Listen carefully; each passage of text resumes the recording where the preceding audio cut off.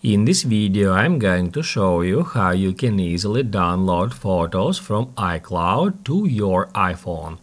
Be sure to watch the video to the very end so you don't make any mistakes.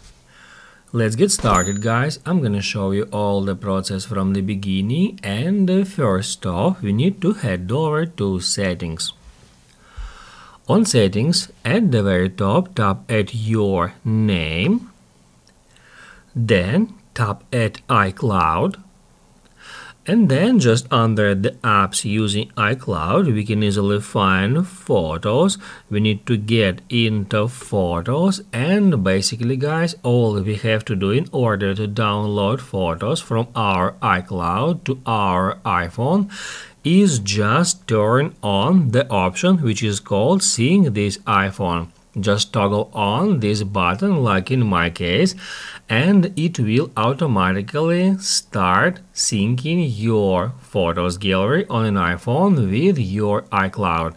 So it will download photos from your iCloud to your iPhone, as well as it will upload photos from your iPhone to the iCloud.